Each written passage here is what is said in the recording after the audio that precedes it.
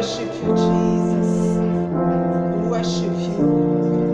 Thank you, Jesus.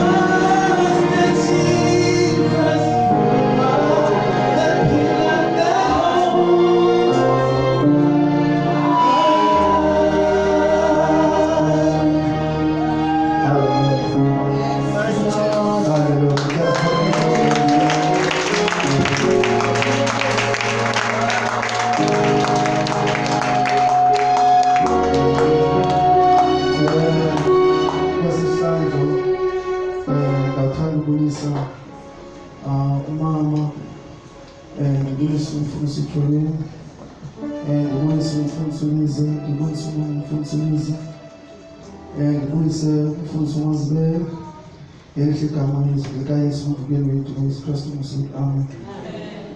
Ngibulise leadership yebandla, omama, otata, osisi nobhuti, abantwana, elihle igama likaYesu. Lokhu ngiphambi kwenu family yakwethu, uthemba lethu akamthathi ukhonza apha emfuleni, okubalulekileyo ukuthi sindisiwe ngamkhulu Yesu. Siworship team siyabulisa. Kwesihlanu bendawucela ukuba ukhona umuntu phakathi kwethu oqalayo ukuzindwendwela okanye ugqibele kudala ukuba kunye nathi nje awebishe nje obesenzisayo nje simamkele. Hallelujah, hallelujah, hallelujah, hallelujah.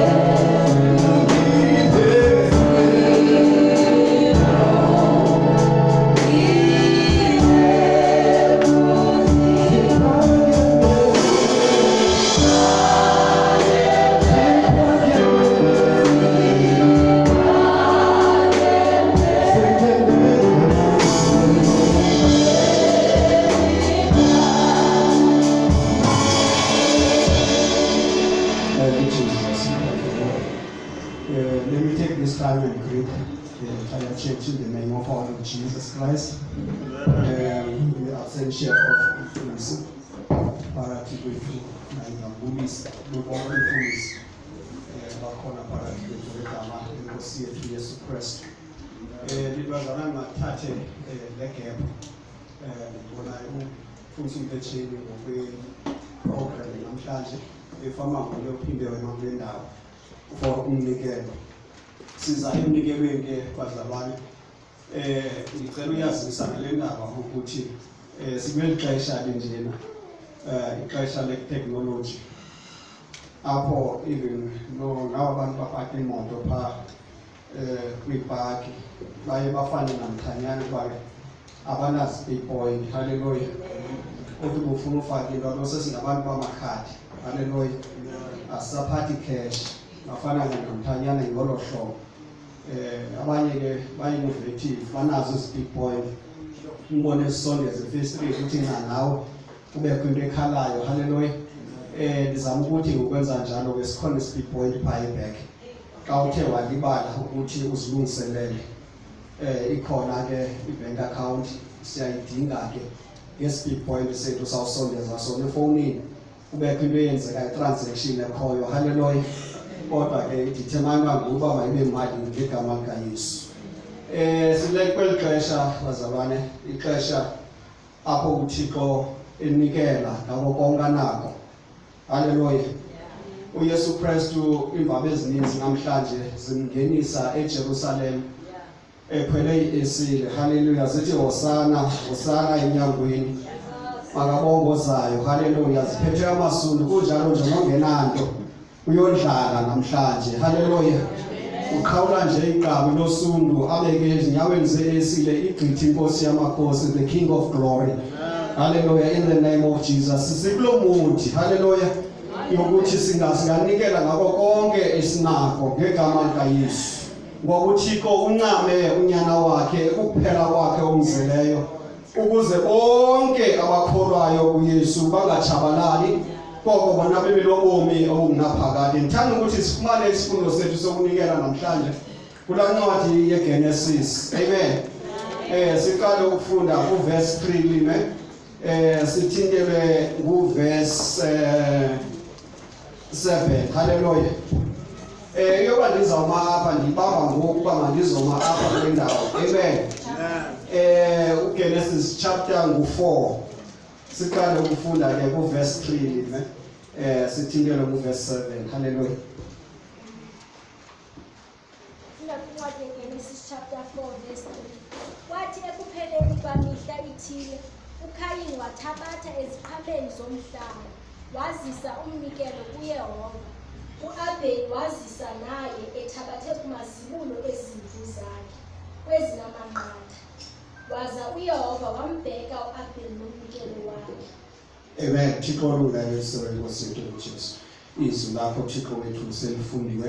Sifundise lona ufake Thixo somandla kuthi ingabe sithi abaphilayo Thixo somandla kuphile izwi lakho. Ngoba izenzo zethu ziya emnikelweni kuvuke izwi lakho ngaphakathi kwethu ukuze singafumaniseki Thixo somandla sisenze ngokwethu senze ngokwezwi lakho egameni likaYesu Kristu waseNazaretha. Haleluya. Amen. Ngabantwana baka-Adamu abano-Eva ekuthethwa ngabo apha u-Abeli noKayini. Haleluya. Okanye qale komdala ndithi uKayini no-Abeli basikelelwe uThixo ngokwendlela ezahlukileyo njengoba nathi sisikelelwe ngokwendlela ezahlukileyo. Haleluya. Usowubona ngamakhaya esihlala kuyo ba uThixo usikelele ngendlela ezahlukile ngendlela ezihamba ngayo apha ezindleleni. Sibonakala sahlukile ngoba sisikelelwe nguThixo ngendlela ezahlukile. Abanye basabetha ngenyawo. Haleluya. Xa bebheke emsebenzini abanye babetha ngenyawo xa beza ecaweni, abanye baqhuba imoto. Sesikelele bazalwane ngendlela ezahlukile phambi kobuso bukaThixo. Haleluya. Ingasuba uThixo akamthandanga lo uhamba ngenyawo, ingasuba uThixo umthande kakhulu lo uhlala kwi-mansion house. Haleluya. Kodwa sisikelele ngendlela ezahlukile. Haleluya. ilapha ke ngokulonto enhliziyweni yomuntu ukuthi yeyiphi le nto uThixo ndiphila kanye ngayo azayidinga uThixo ukuze andisikelele more. Hallelujah. Apha sifumana abanyana baka-Adam no-Eva, uKayini engumfama okanye mhlambe engumfama ngokwemfuyo. Hallelujah.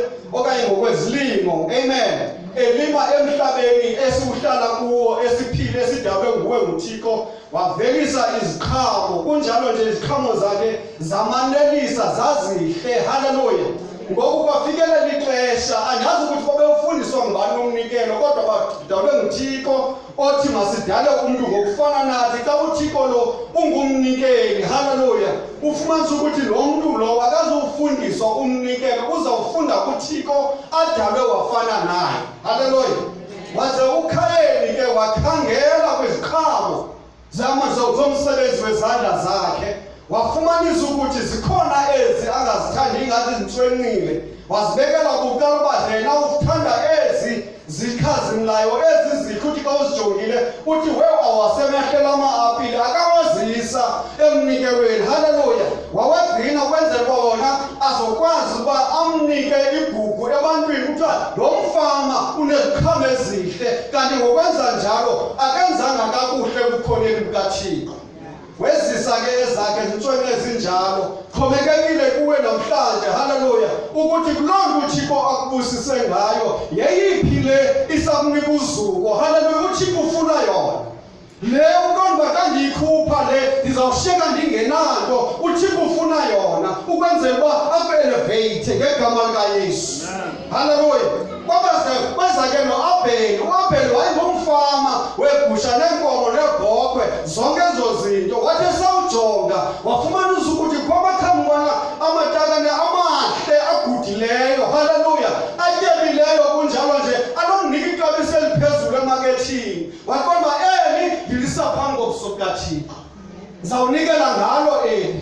Kunothi naxa umuntu umbuza uba how come ungashiya le icekeceke uzowunikela ngale inokunika imali eninzi xa uyisemakethini? Wathi ndizinikele umnikelo wam kuThixo. Bekungasinganikwa loo ntliziyo namhlanje, bekunganikwa loo ntliziyo apha ebomini bethu, khe siqalise ukwenza kwelizwi likaThixo ebomini bethu. Uthi nokunceda umntu, hallelujah, ungakhangeli eziya impahla sezigugile, umnike kanye nokuyithenga izona. Hallelujah. Le uthe usawuma, hallelujah, phakathi kwalobheni ubuthenga kuyo wema phambi kwesipili ukomba iyandifanela, kubekho umuntu onesidingo uthi ndizamnika yona ngegama likaYesu. Ethi noko ngabuza uba ingakubhadlile na ukuthi laa mali uyichithile izolo iphi na uthi ndinikele ngayo ecaweni, kubekho umzalwane onesidingo.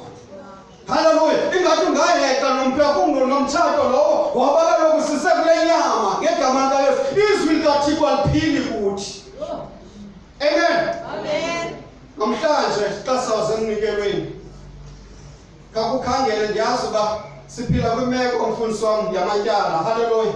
Kunjalo nje kuzawuphela inyanga siyacinga ngeli xesha ukuthi zenza kanjani ukuze singawabhatala noma makhe sizise phambi koThixo uthi khawumtheste, khawulinge ngale nto. Hallelujah. Ukuthi ngeke ndenze imiqondiso la ebomini bakho. Isingathi xa sikhonza uThixo ngangathi siyahlanya, khe siphambane apha entloko ngokwasenyameni, siphile emoyeni ngegama likaYesu. Thixo nganibusisa usadecide ukuthi yeyiphi le nto uThixo ngangakunikela ngayo namhlanje. Ikuwe enhliziyweni, nikela ngayo, khupha yona noba kubuhlungu kangakanani. Ukhangele uThixo akazuvela na kwisidingo sakho ngegama likaYesu. Thixo olungileyo isiwe Nkosi yethu kuJesu. Abantu bakho sebesiza bezowunikela Thixo, wabusise Thixo wethu. Banike Thixo somandla ukuthetha kwezwi lakho ezimpilweni ziyabo namhlanje. Sebacabanga Thixo somandla uzowunikela. Makakhupha umuntu le kubuhlungu kuye kanye enhliziyweni, ngoba ku-Abheli kwangebuhlungu, kwangemnandanga ukhupha ezona zityetyisiweyo zisa Thixo somandla phambi kobuso bakho. Waze wena Thixo somandla, wena ubona enhliziyweni yomntu, wona ubona Thixo somandla ezicabangweni zomntu. Wambheka u-Abheli ngomnikelo wakhe, waze ukaKhayini Thixo awambheka. Thixo umadinga amahle yenza ngolo hlobo ke Thixo Somandla abantwana bakho sebesiza egameni likaJesu waseNazaretha masizonikela.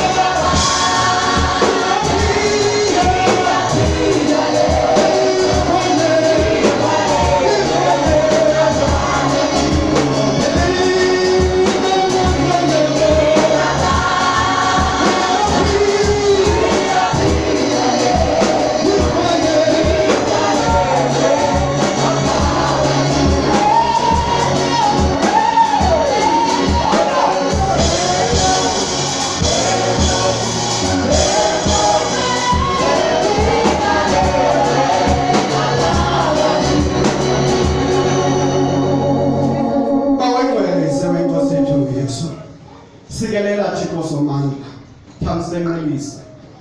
Wandise Thixo Somandla lapho abantwana bakho bathatha khona. Bathabo Thixo Somandla bangasuzanga bebefuna ukunikela. Wenze Thixo Somandla uvuleke nakubo egameni likaYesu.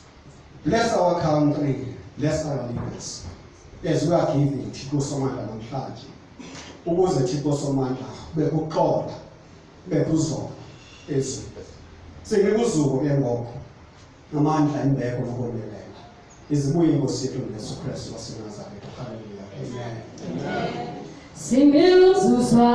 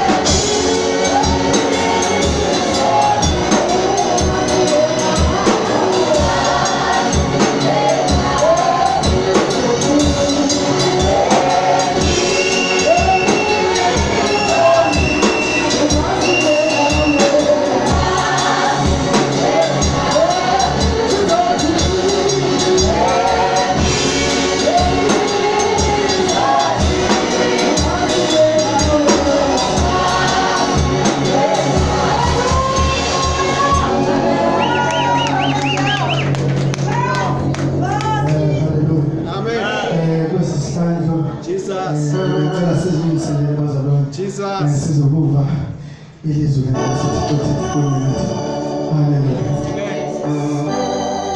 He's not a man that he should lie.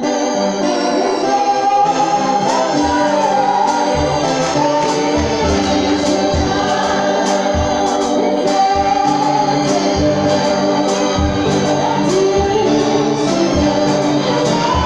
He's not a man that he should lie.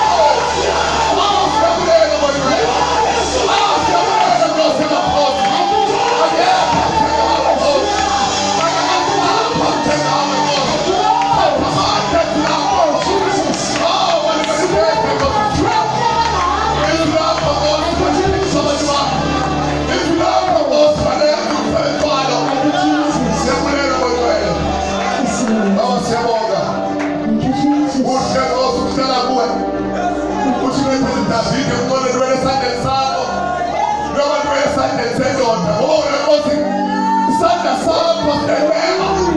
Sidinga lokubeka ngenkosi phela sidinga lokho ngezwi lakho. Ngoba izwi lakho linguwe Nkosi. Izwi lakho ngokuthetha kwakho wena njengoThixo ophilileyo. Siyathandaza Nkosi. Nama Nkosi abakho ababizwa ngegama lakho Nkosi. Asithoba Nkosi phambi komso wakho. Bafuna indlela zakho Thixo lamandla. Sithile ke wena njengoThixo ophilileyo. Baba siyabulela izwi lakho Nkosi. Baba siyabonga. Siyabulela wena. Sibulela ngokayela kwenkosi. Ngoba lokuthixo Nkosi abajikela izwi lakho. Awulithetha ungalenzi Nkosi. Uthi xa uthetha Nkosi ubesithetha hlangana. Sababili sabathathu sithethe izwi lakho. Wena Nkosi bayiphathi siyabulela ngabangcwele siyabonga. Ngokuthembeka kwakho ekuseni Thixo labantu. Siyabonga siyabulela Nkosi. In Jesus' name. Amen.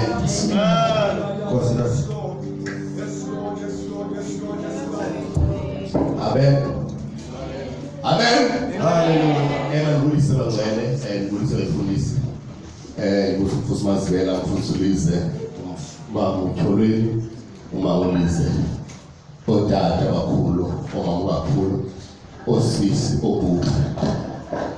Lutha, Sunday school. Nilibulisa bangcwele egameni leNkosi Yesu. Amen. Hey, ngizazi sabazalwane. Igama lami Thobela Gatyani Fana. Ngingumbobo Mdudu ekhaya ngisemabondweni eBoda. Enhlaza okubaleleyo sisiwe. Izono zami zixolelwe. Ngithathile intombi ezintathu. Hallelujah. Umfazi omkhona. Hallelujah. Siyambulela uThixo bangcwele. Into zonke. Hallelujah. Animals. From child of what?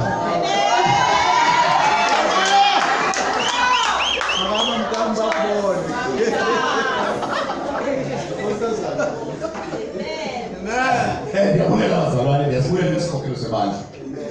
Ndiyabulela uTagoba ngethuba. Ngabe lihleli isikhokelo sabayi esingibumo ngithuba. Azoma phambi namhlanje. Into engihlekisa yaphandle. Umuntu ongebona imessage umzekelo. Umfundisi ngaza kusebenza bosumfundisi uyasendela imessage okanye afone. Inkosikazi ke umuntu ongeke akhuluma ngaphambi kwabantu. Kuthi bakhe abone kanye isikhona umfundisi. Okanye abone imessage ethi WhatsApp athi lapho. Uzawuthi ngayivula abibethi ifasi. Uyamazwa uyamcenga ke. Hallelujah. Bazalwane bami akukho lula. Uyinika uvela uqawutha uzawuma phambi kwabantu. Uvela uhlale lethi inini kanene ukajola ubenyanga yonke oyinikiweyo awuphiki kwazo la. Hallelujah. Yeah, understand abazalwane into zikaThixo. EzikaThixo. Asiqhelwa. Hallelujah. Anizokubambazela abazalwane ithi ayipho 11:30 nabekhaya. Nami uzayenza iphilo 11:30. Anizivanga phezulu. Iyabazalini ke. Nazo selihlile. Hallelujah. Ulimi lotshana awufunde pha ukhwethile pha ukuncede indumiso 90 uverse 12. Ndiyendathi ke lokuthiwa mandithethe osenhlizweni ndazenzela ke nami ukuxofana kwabekhona isihloko sithi isihloko sithi act wisely. Hallelujah.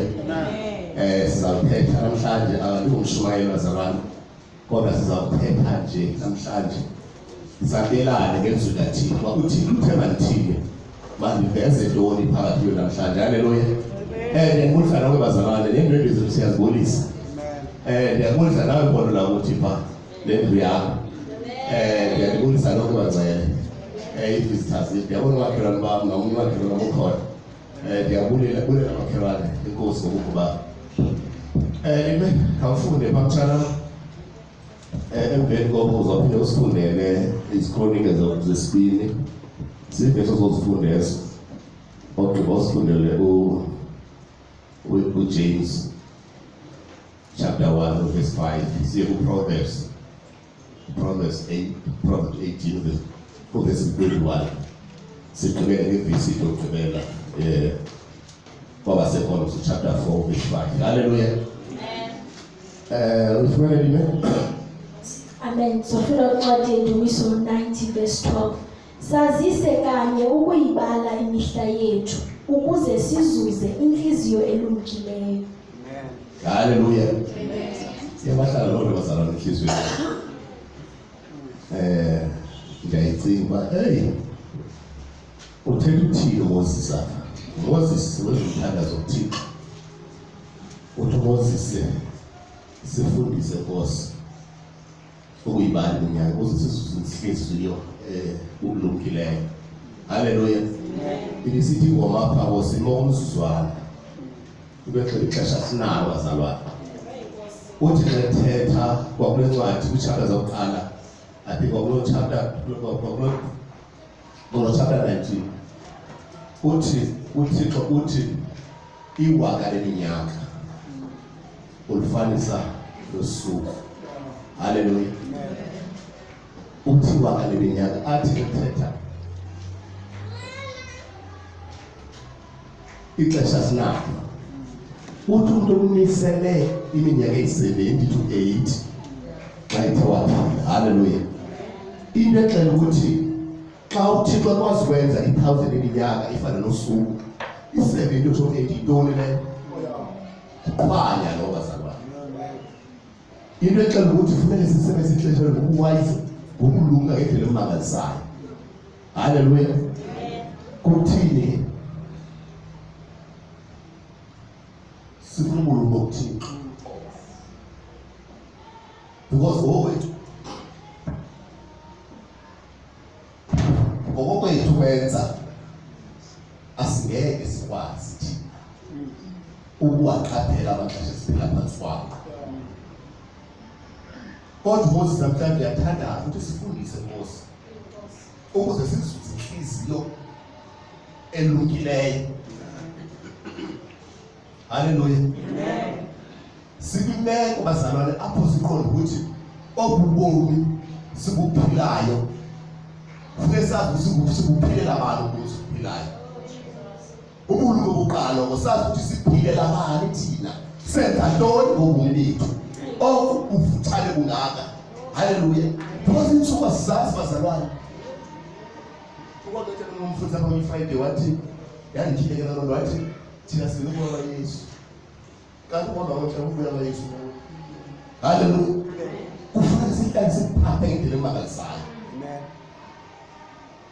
haleluya ixesha sinalo liningi kakhulu emhlabeni uthini kufanele siphile ngokulunga sihambe naye senze uthanda kwakhe simamele ukuthetha kwakhe loo need ubulungu bazalwane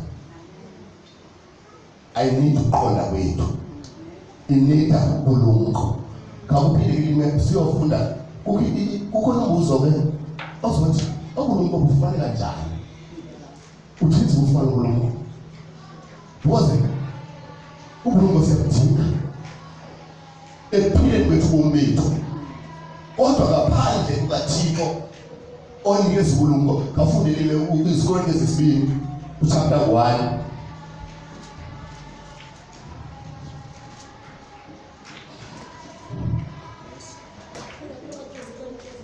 okay izikronike zesibini chapter 1 verse 7 yosho 12 Uncwadi Izikronike zesibini chapter 1 verse 7. uThixo wabonakala ngobusuku kuSolomon wathi kuye cela into ndikuphe wathi uSolomon kuThixo wena wenze uDavide ubawo inyeba enkulu wandenza ukumkani esikhundleni sakhe ke kaloku Yehova Thixo malinyaniseke ilizwi lakho owalenza kuDavide ubawo ngokuba wena undenze ukumkani wabantu abaninzi njengothuli lomhlaba.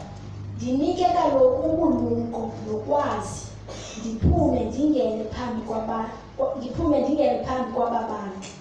Ngokuba ngubani na onokubalawula aba bantu bakho bangaka? Amen. uSolomoni kuthiwa ebesenza amadini, wenza amadini aliwaka. Emva kokuwenza amadini wabonakala uThixo kuSolomoni. Wathi Solomon, cela into, ngicela ibenye. Haleluya. uSolomoni wacela ubulumko nokuqonda. Uthe uSolomoni onyulela kwesikhundla soba akukhokhela abantu, wabona uSolomoni ukuthi angeke ngokwami ndikwazi ukukhokhela abantu abangaka ondinike bona. Haleluya. Amen. Ndicela unginike ubulumko nokuqonda. Kodwa uThixo ngokuqela ucela ukuqonda. Uthi ngatheke ukuthi umpendulo. Uthi ngoba ucele ubulumko nokuqonda, awukhange ucele ukubulalwela kwetshaba zakho okanye ungangamsha okanye ucele usuku. Ndiza kunika ubulumko. Haleluya. Amen. uThixo wamnika uSolomoni ubulumko uvela kuThixo. Umbuzo otshoba ubulumko sibufana njani? Usondela kuThixo, sekuthiwa unikwe itask, sekuthiwa ungena kwinto ongena kuyo, ucela uThixo uthi Thixo, uSolomoni umnikile ubulumko wena. uSolomoni wacela into enye wamnika ubulumko. Xa siyifunda ke le ncwadi kaYesikronike, sifunda ubukumkani bakhe uSolomoni. Kuthiwa akekho ukumkani owaphatha abantu kakuhle njengoSolomoni, nobutyebi owabukhona uSolomoni. Because uThixo uthethe umnika uSolomoni, wamnika nangezinto angazicele uSolomoni. Because ekuzuzeni kwakho ubulumko uzuza into ezininzi. Ekuzuzeni kwakho inhliziyo elumkileyo, into oyizuzayo uzuza ubulumko. Ubulumko busenziwa kakhulu kancane.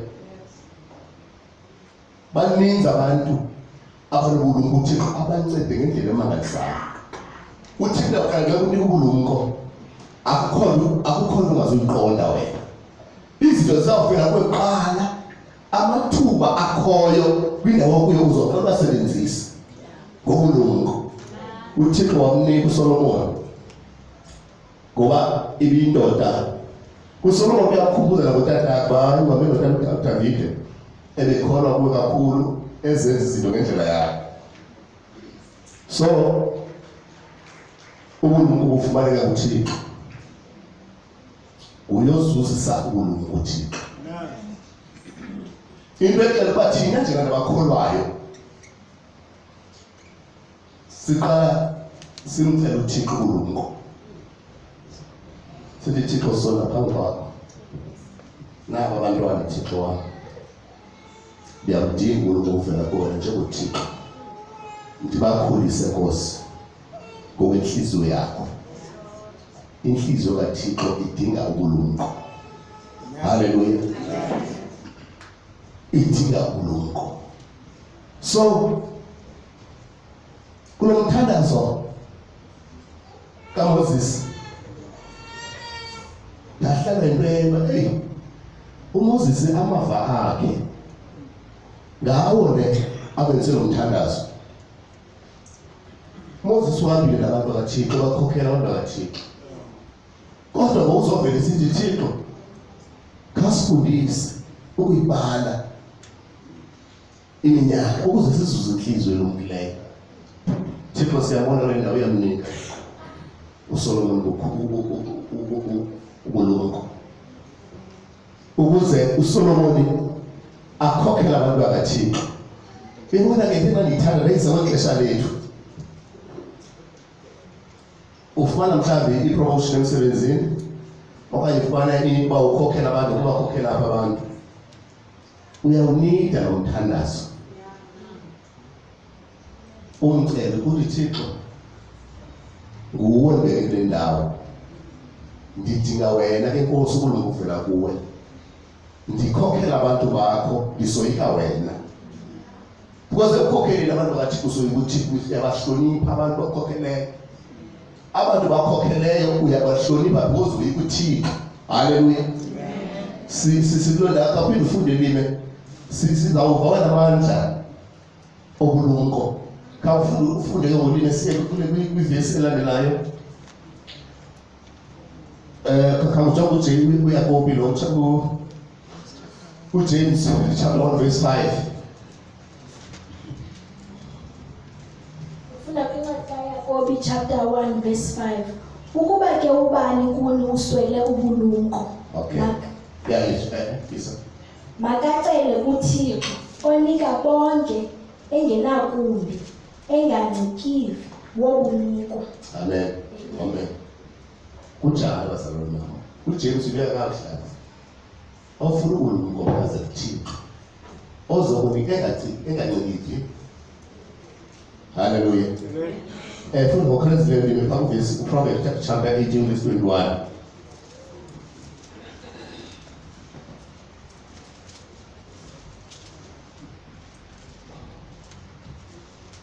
Incwadi yemizekeliso chapter 18 verse 21. Yes, Lord. Ukufa nokuphila kusemandleni olwimi. Abaluthandayo bayakudla isiqhamo salo. Amen. Ndiyayithanda le verse bazalwane bami. Because yenye incwadi zakhe uSolomon le zobulumko. Siyakugada esithethayo ngomlomo wethu ngoba ithi zikaThixo xa umuntu okholwayo okuthethileyo uyadala. Haleluya. Amaxesha amaninzi siye sithethe singaqondanga ukuthi sinokuqalekisa phakathi. Ingakumbi xa sithetha kwimeko yoba sinomsindo. Sithetha nabantwana endlini. Haleluya. Because ziyafika imeko zokuthi sijeba sithetha ngabantwana bethu mhlawumbe abangenakuziphatha kakuhle kwendlela indlela benza ngayo izinto. Sizama ukukhalimela bona sithethe. Haleluya. Kodwa ube usazi ukuthi mhlawumbe unomntana ngoThixo wadiklela ngoThixo ngomntana. Wenza i-declaration ngomntana. Wadwa wampha igama. Haleluya. Ngoku kwa wena uyathina uSolomon ukuthi amandla okuphila alapha elwimini lethu. Mna bazalwane ndifunde kule minyaka egqithileyo elishumi. Ndifunde kakhulu ukuthethiswa. Andithethe ndifuna ukubona. Haleluya. Ndithethe ndifuna ukubona. Andithethi into enegative ngesixhosa sam phofu nabantu bonke because uyayazi ukuthi le nto ithethayo izakwenzeka. Haleluya. uSolomon uthi amazwi uxelela abantu ukuthi ukuphila wena ufaka lapha endlini usenento ayithethayo. Haleluya. Yacinga istory sika Judges, istory sika Samson. Nala kuthiwa Delilah. Haleluya. uDelilah akakwazi amandla kaSolomon kaSamson kathi. Into yenzileyo uye wahlala naye wamanibuza ukuthi kanti lamandla nawo iphi intithelwa lamandla nawo. Because bazalwane bam uThixo akayandi uyicinga enhliziyweni yakhe. Usathana konke nawo akayandi uyicinga enhliziyweni yakhe. Iba ukuthetha kwethu uyikhuphe impilweni yakho ukuthi hey andisahlupheki aqalo indawo ahambe nawe ngokungena straight because ukuphila nokufa sendumini lakho. uDelilah wamamela wamane-interrogator embuza ukuthi la mandla athi uzothi sekulate wathetha wathi ndazalwa andizange ndasifaka isikele enhlokweni yami amandla asezinweleni. Haleluya. Kwenzeka ntoni entwengoba aphela amandla kuSamson because ukuthetha zijonga uthethaphi zijonga uthetha nabani. Hallelujah. Yebazalwane, yakho okhulayo. Yasibozisebenzisa phambi sometimes ukhwele nabantu. Ufumanise apha kule moto mhlawumbe ukhona umuntu. Ngoba abantu baye ngabaprofeti ne. Abanye bathi zizazi ngumagqirha. Ahlala bethakwa umbone wona esekhaya izidale zakhe into amane thimla. Ufuna ukuxelela into ke ngoku. Uzakuxelela.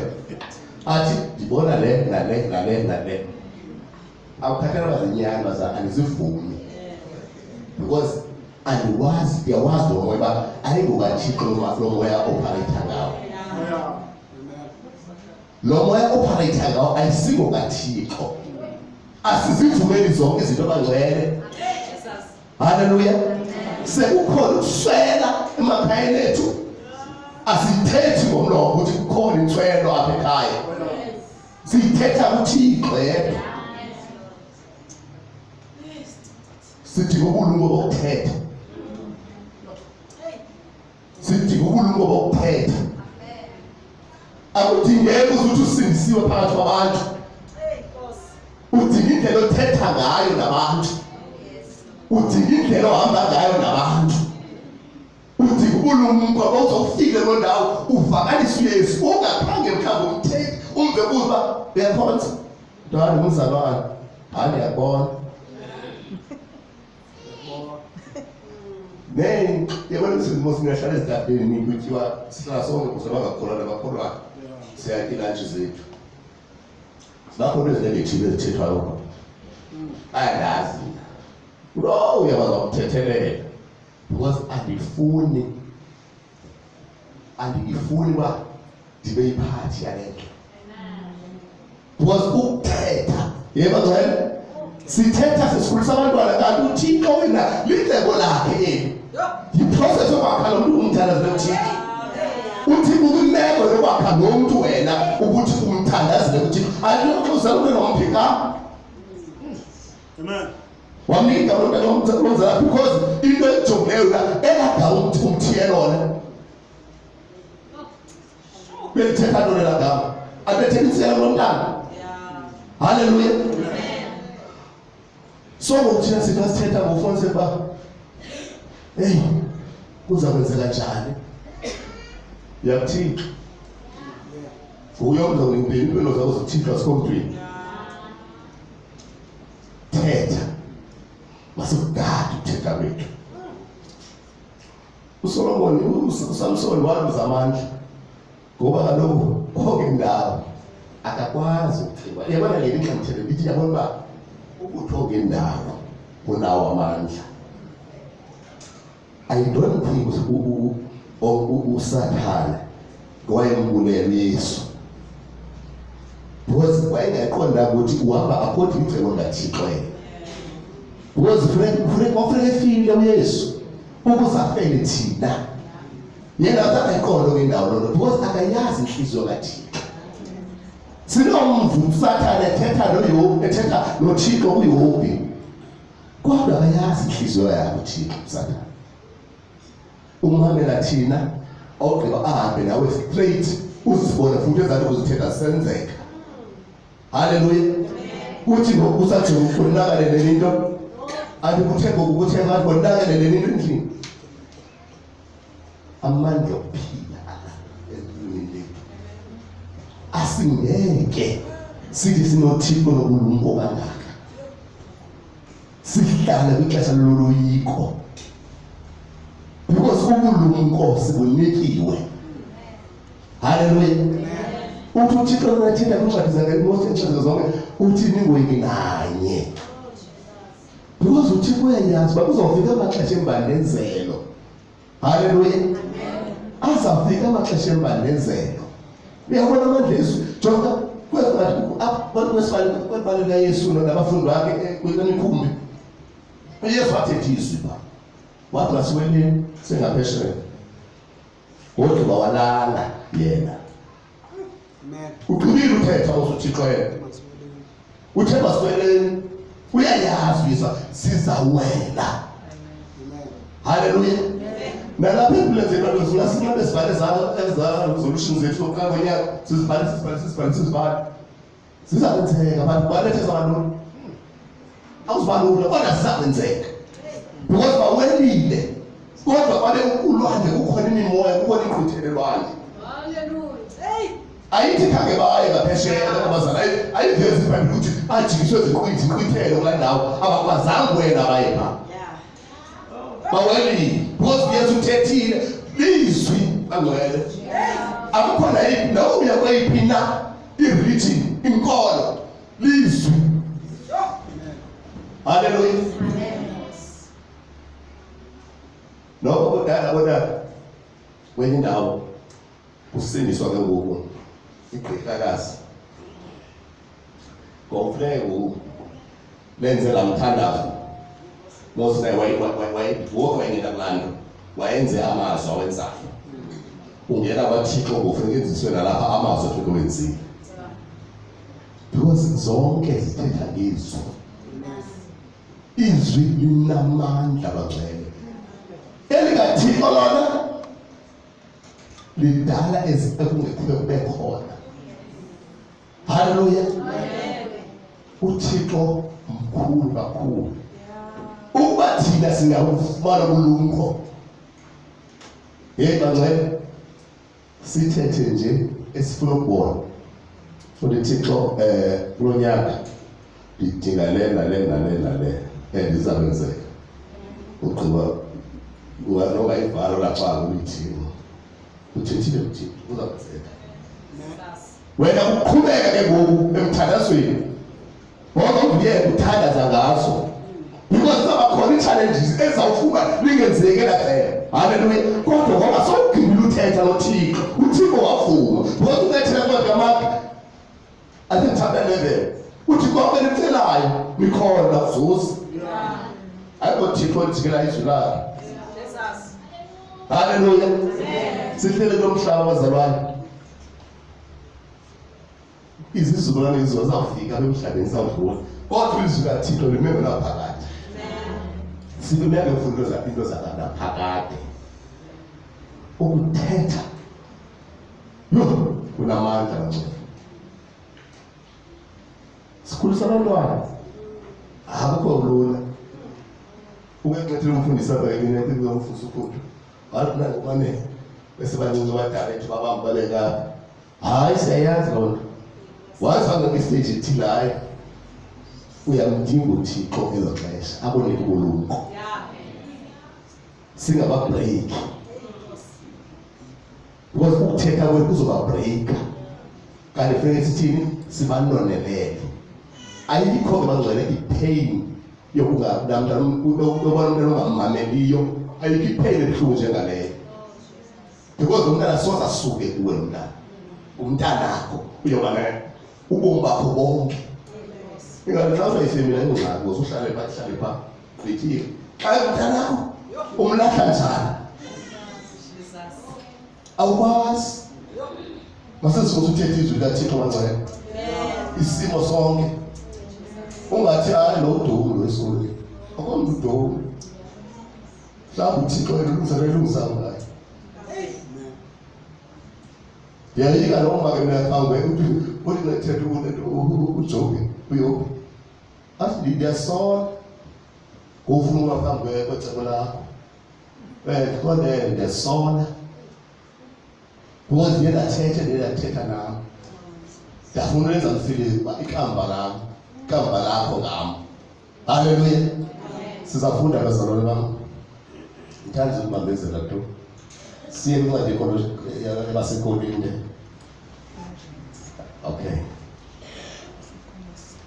Okay, sorry, it was for the Colossians, Colossians chapter 4, verse 5.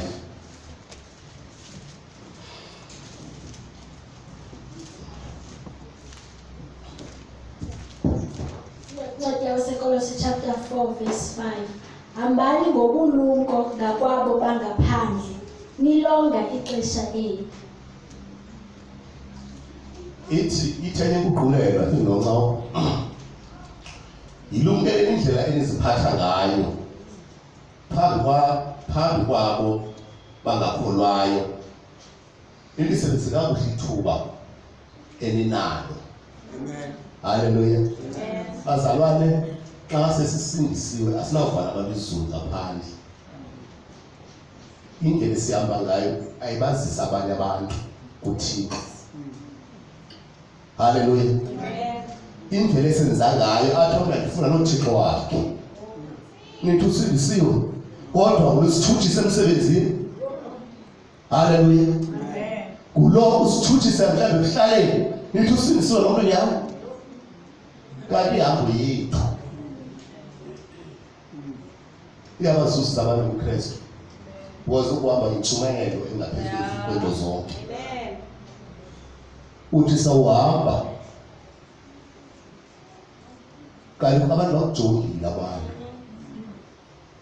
Uthi ngosowuhamba uqhoma kube kwindoda ethi kuwe andibonanga ecawa namhlanje mbo.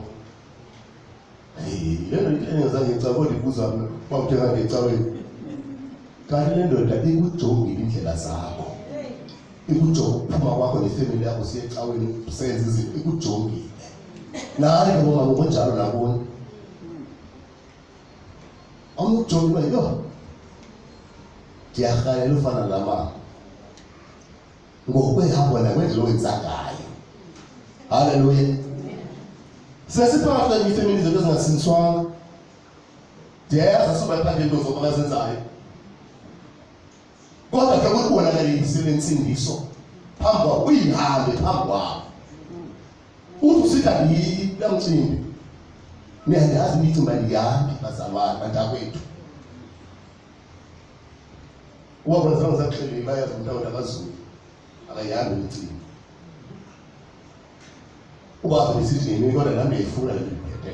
Yazi sathi sibe nimvuso I think men's conference yayisebaptist balanga nomfuzi uthondweni. Kuthiwa kwindoda eyikhonza apha cawa le ndoda yabethwa impilo. Yathi ubethwa kwayimpilo yagoduka. Xa ifika kwayo yafika yaxhayela apha yabiza amadoda. Yasimqobothi eza amadoda. Kuthiwa wathi kawadunga ngothela wathetha indoda eyiwayo. Yathi yo lemenene. Yathi yini mfondini ndikubukele kakuhle kangaka. Yonke iminyaka ndijongile. Yonke le ndijongile indlela owenza ngayo. Ndiyayithanda indlela owenza ngayo. Indlela owenza ngayo nendlela yakho ndiyayithanda. Yathi nosela wonke kakhulu esinenzi ngiyathanda intombi zami ngabadwa amabili. Uyayibona idamage. Because ngoku la bantu bezawuzuzeka enkosini. Because umuntu ongakasindiswa kaloku yena ujonga nantoni yenzayo. Kanti thina sesingaphakathi endlini siyayi-understanda ukuthi yabona ngokubani kufika imeko enje empilweni yakhe. Haleluya. Sisikade bazalwane silumkele into esihamba ngayo. Lokwenza kwethu phambi kwabantu bangakholwayo. Haleluya. Amen. Ndithe ndithatha ngeFriday ndithi omnye wona umuntu asenze ngendlela lo. Athi hayibo. Ndandla ufana noChipo mna ngela xesha.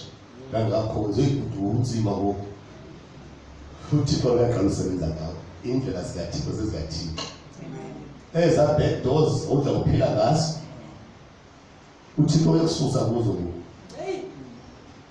Lamavili nxa uyothenga amavili aqoba.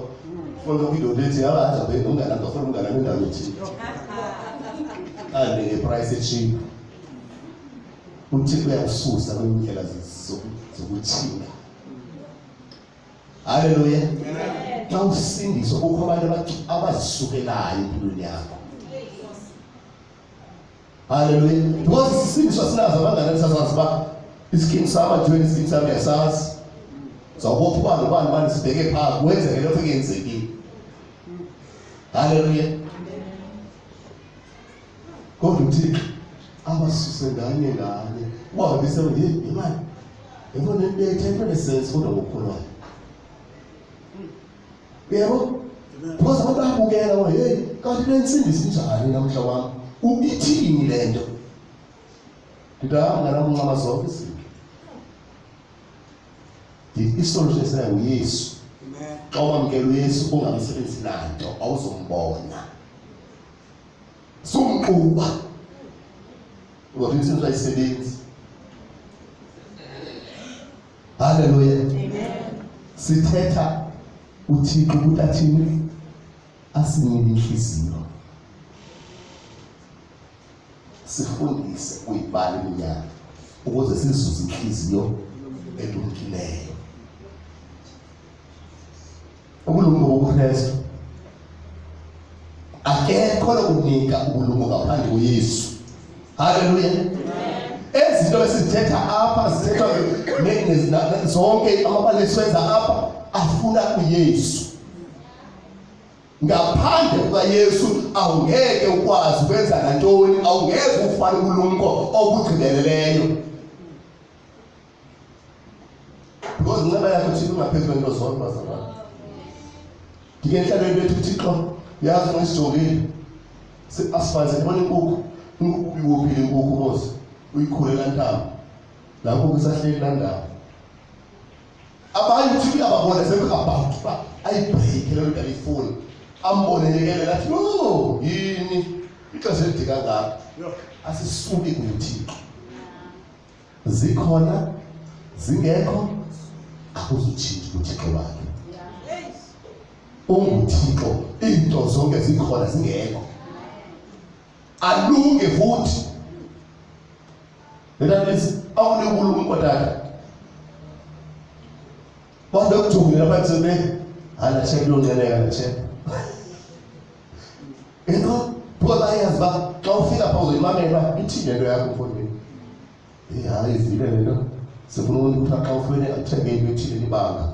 Ukhona umshilo ngasithi hayi sorry guys andikhabela nomnye umuntu. Because uye kuThixo yabona lana iza zokuze ikhona apha awuvika mnandi umoya ongcwele ukuthini uthi kanti ungubani wena uthena wenza kwehlabathi uthi uYesu ihlabathi belikulo loyisini wathandaza uYesu wenza umthandazo laba abasazawusindiswa abantu esazi ukuthi kufanele bathini kufanele besindiswe abantu ngoba uYesu sengasele emhlabeni. Hallelujah. Amen. Ngosumfundisi mfu. Sikulombe kunjalo bazalwane bami. Sifuna inhliziyo elungileyo. Si-understand ixesha basinalo emhlabeni. Ixesha elifutshane lungaka. Kuphela sisenze ukulunga ixesha esinalo. Ixesha esinalo lifragile. Bazalwane kufa umuntu ngilanda namhlanje sengekho ngoso. Hallelujah. Ukubona kahle nyani ixesha sinalo. Ixesha basithi sizicaweni sizodlala icawa liphekile. Sidinga uYesu ngamaxesha onke. Simkholwe. Uthi ngithela umfundi wevepelo wathi ukholo ngaphandle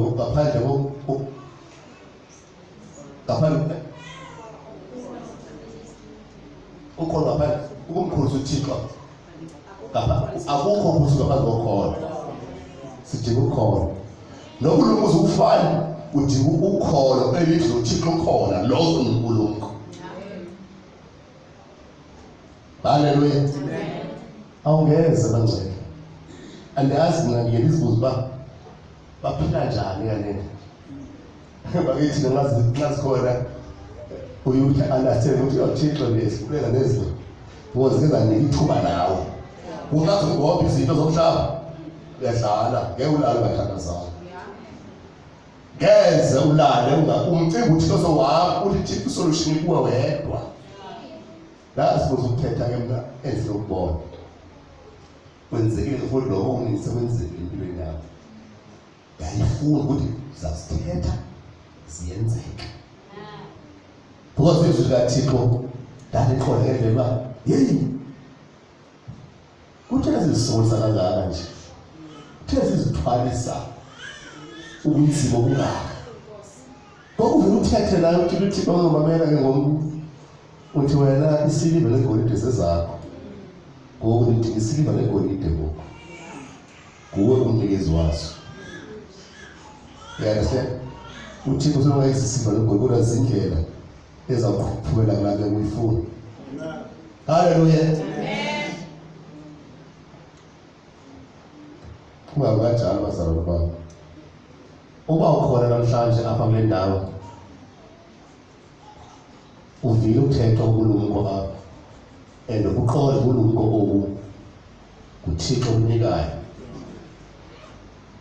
Kodwa ngoba isithi izwi kaThixo akukho nayo ozoya kuba ungayingonyanga. Hallelujah. Awukwazi uvele ulumkweni ungakhange wamkela uYesu because uYesu uyindlela eyibulungisela kukaThixo. Ukulapha namhlanje uyawadinga lamandla, uyakudinga obulumko. Ungazithetha uzenzele nje ifavor, awenzeli naThixo futhi awenzeli nabani, awenzeli nabani, wenzela wena. Hallelujah. Kufuneka abantu besinisiwe ngcwele. Kufuneka abantu besinisiwe, kufuneka abantu bemaziwe Yesu ukuthi inkosi. Okulapha namhlanje awusiniswanga uyanqwenela ukubuva ubulumko. Wenzela njani? Ungaphakathi isandla sakho sithandaze nawe. Okanye ukhona kule ndawo uyakudinga ubulumko usinisiwe. Kodwa uyazibona izigqibo ozithathayo uba no, zindifaka enkoleni. Bakhona befuna bazawuthandaza nawe. Hallelujah. Amen.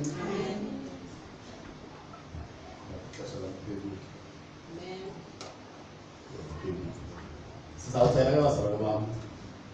Ukhona umuntu onjalo. Utaloko beseza ngaphambili zokuthandaza. Ukhona umuntu onjalo phakathi kwethu. Othi udinga uYesu. Ozwadile ubulumko. Eze ngaphambili bazalwane bami. Azokwamkela ubulumko. Ngokusungulwa ukuthandazela, ngokusungulwa ukufana. UThixo bekusungulwa ezibonakalisile ukuthi uyakudinga ubulumko. Wakucela ukuthi uThixo umnika. Uzazala ukuzothandazela.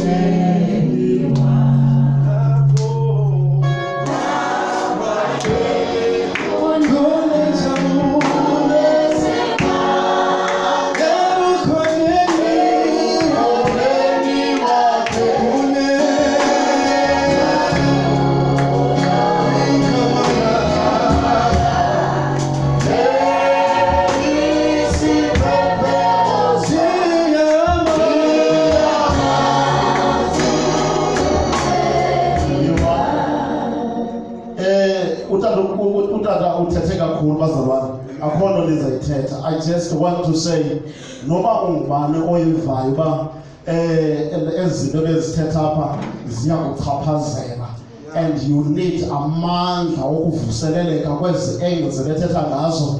Just phakama esitulweni sakho uze ngaphambili. Nawe wena umuntu uyaziyo uba awusindiswanga ukwamamkela uYesu ebomeni bakho abe yinkosi yobomi bakho. Phakama nje uze ngaphambili sithandaze nawe. Ngifuna ukuyilando kanje kancinci le nto ngoku athetha umntana apha ndicingela lizwi lithi ukuqala kobulumko ukoyika uYehova.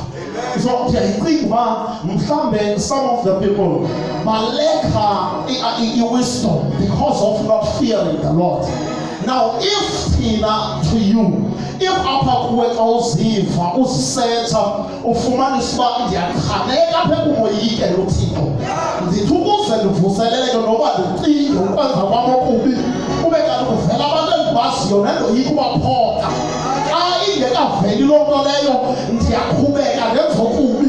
I tell you, before kube kanti abantu abalapha namhlanje balumkile bayeke ukuzihamba iindlela zabo ezimbi, uqale kwafika ukungoyika uYehova kube bonini before benze zono. Kukho abantu abangema namhlanje kule ndawo baqala uba besikade sifike emisebenzini siphele iintiphethu zomlungu, besifike emsebenzini singokaka silandele sizifanele kasiphuma, kodwa kuthatha usofika inkosi enguYesu yafaka amandla, yafaka i-fear of the Lord within us, and then things change. Uthi ngifuna namhlanje if uyayiqonda ayikafiki loo nto ebomini bakho uze ngaphambili, we need to pray with you. You need the fear of the Lord. You need to fear the Lord for yourself to have wisdom. That wisdom you have is not enough. If the wisdom you have, it needs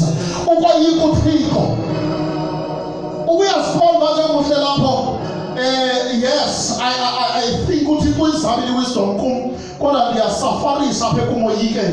Stand up where you are. You lacking something very important in your life. You lacking the part of salvation that is very important. The part of salvation that will change your life. Abantu abekade bengena ezivenkileni babuye nazo impahla zabantu, kodwa bayasixelela ukuba kwathi kuzawufika amandla kaYesu, kwafika ukoyika uThixo, baphetha bebodwa, bathi nathi mnandi singisiwe phakathi evenkileni. You need the fear of the Lord. Don't sit where you are. If we are in order, some of the people abangabayika uThixo bazibonele ngapha kwesiko, kodwa abantu ababayika uThixo banqandwa nguThixo before bafikelele ngapha kwesiya. Abantu abangaphela ngokuqalela ukuba into abafake ngapha kwesiya zentlongo ukungabayika uThixo.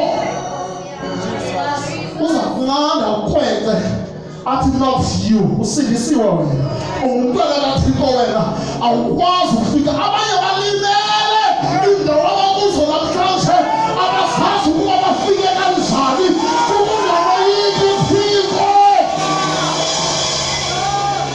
I want to pray. We want to order abazothandaza namhlanje bathandaze nawe bathi Nkosi vuselela ukungoyika uThixo, unomntwana vuselela ukoyika uThixo, unomama vuselela ukoyika uThixo, khona ukuze kuyenzeka okubi kuye. Lapha hleli